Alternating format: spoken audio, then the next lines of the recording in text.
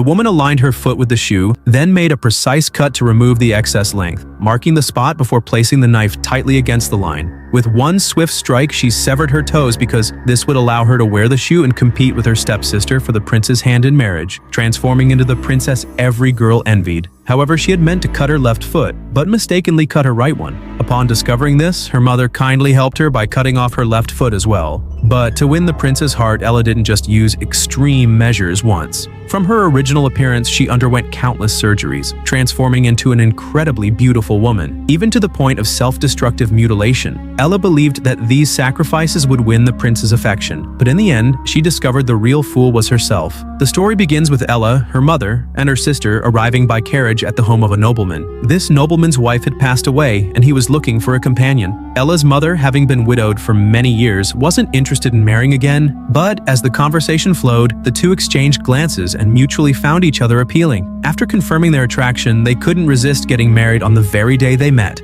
However, during the celebratory cake eating that night, the old man, though aged, had the playful spirit of a young man. He mischievously stayed up late throwing cake, and when it landed on Ella's face, everyone laughed uncontrollably. But as the laughter died down, the old man seemed to lose his breath, choked, and after spitting up a mouthful of old blood, he died on the spot. This was quite a shock to Ella's mother, as her new husband was gone on their wedding night. The next day, Ella went to comfort the old man's only daughter, Jenny, and learned from her that her father, a nobleman, had only married Ella's mother because their family had gone bankrupt. If not for seeing the small bit of wealth Ella's mother had left, they never would have allowed their family into their home. Ella rushed to tell her mother the news, who was so enraged that she collapsed on the ground. As a widow with two useless daughters, it had been hard enough to marry into a noble family, only for him to die so suddenly, leaving them penniless. Realizing how tough life had been for her mother, Ella offered to marry a wealthy man herself.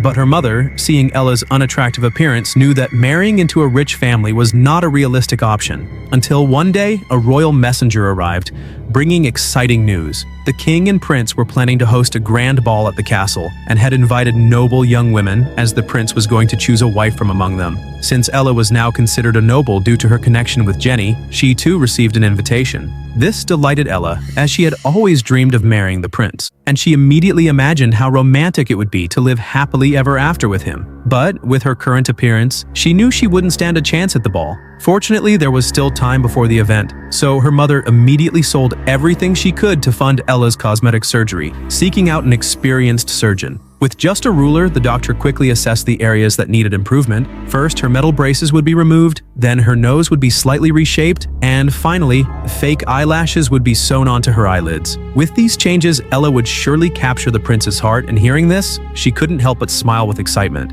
First, the braces were removed, and when Ella looked in the mirror, she immediately noticed a more refreshed appearance. Next came the nose surgery, where the surgeon used a file to carefully trim the protruding nasal bone, performing the procedure without anesthesia, hammering away each piece bit by bit. 1, 2, 3.